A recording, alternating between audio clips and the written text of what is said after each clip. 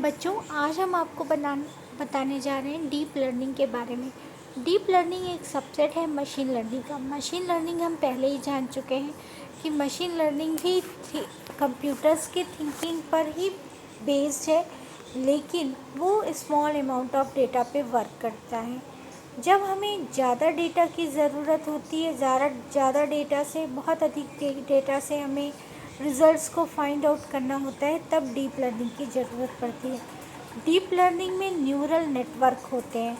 Neural network ऐसे ही जैसे कि एक ह्यूमन बीइंग का ब्रेन होता है, उसमें बहुत सारे न्यूरॉन्स होते हैं, उसमें न्यूरॉन्स होते हैं, जिससे वो समझ कर सोच कर फिर आपको रिज़ल्ट आप बता लेते हो कि ऐसा होगा।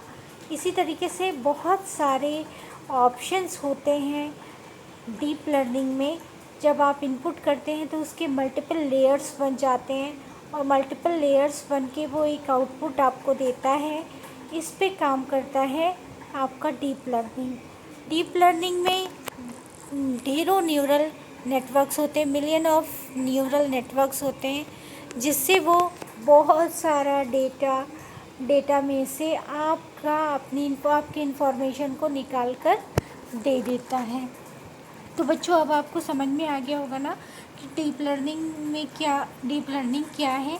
डीप लर्निंग मशीन सोचकर समझकर आपको जो आंसर दे देती है लार्ज स्केल ऑफ डेटा में, वो आपका डीप लर्निंग कहलाता है।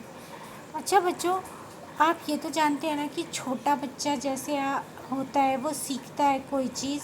आप उसे एक बार कैट की पिक्चर दिखाएंगे, डॉग की पिक्चर दिखाएंगे, तो वो रिकॉग्नाइज़ कर लेगा। जब सेकंड टाइम आप फिर पूछेंगे कि ये क्या है, तो वो तुरंत बता देता है। सेम इसी प्रोसेस पे बेस्ड आपका डीप लर्निंग वर्क करता है।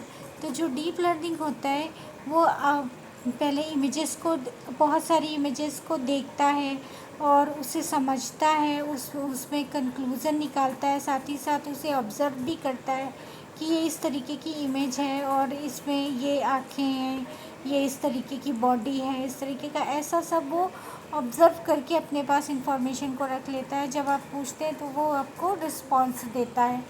इसी तरीके से इसी को डीप लर्निंग कहते हैं। इस तरीके की प्रोसेस को डीप लर्निंग कहा जाता है। तो अब आपको समझ में आ गया। इसमें एक टर्म न्यूरल नेटवर्क आपको ज़रूर याद रखना है कि ये न्यूरल इसमें दूसरी बात ये भी आपको याद रखना है कि इसमें मल्टीपल लेयर्स होती है, मल्टीपल लेयर्स पे काम करता है। मल्टीपल लेयर्स को जो प्रोसेस करके जो आउटपुट देता है वो आपका कहलाता है डीप लर्निंग का आउटपुट। मतलब डीप लर्निंग से आपको आउटपुट दिया जा रहा है। तो अब बच्चों, आपको समझ में आ गया होगा कि क्या होती है डीप लर्निंग। अच्छा बच्चों, आप ये भी जान सकते हो ना कि जैसे कंप्यूटर में कई बार अभी आपको नहीं समझ में आया तो कई बार ये होता है कि आपने कोई चीज़ उठाई और उसको कहीं किसी प्लेस पे रख दिया, तो वहाँ से फिर जब दोबारा आई तो फिर आपके दिमाग में रहता है कि वहीं पर वो चीज़ रखी हुई है। दुनिया में जितनी चीज़ें हैं वो ऑब्जेक्ट है, तो हर ऑब्जेक्ट की कोई ना कोई एट्रीब्यूट है, बिहेवियर है। वो आप कहाँ तक कंप्यूटर में इनपुट करते रहोगे, ऐसा नहीं संभव है। इसीलिए डीप लर्निंग का यूज़ किया गया है। तो आप जितने भी मिलियन ऑफ ऑब्जेक्ट हैं उनकी इन्फॉर्मेशन को वो देखकर, सुनकर, समझकर, रिकॉग्नाइज़ करके और उसके बाद उसका रिस्पॉन्स आपको देता है। बच्चों, आपने सेल्फ ड्राइव कार देखी होगी, तो सेल्फ ड्राइव कार कैसे काम करती है, उसमें आप कैसे डेटा फीड करोगे कि आगे चल के यहाँ तो उसे कहीं भी जाना हो तो वो किस तरह जाएगी। अगर आप डेटा फीड करोगे, आपको तो नहीं पता है ना कि वो हम आज सिर्फ ऐसा तो नहीं कि लखनऊ कानपुर के बीच में आपको चलाना है तो आपने डेटा दे दिया। आप दिल्ली भी जा सकते हो, आप आगरा भी जा सकते हो, आप जयपुर भी जा सकते हो। तो वहाँ पे रास्ते में किस तरीके का कौन सा ऑब्जेक्ट आया, ये फीड नहीं किया जा सकता ना। इसलिए न्यूरल नेटवर्क्स की ज़रूरत पड़ती है, और न्यूरल नेटवर्क पर बेस होकर हमारी जो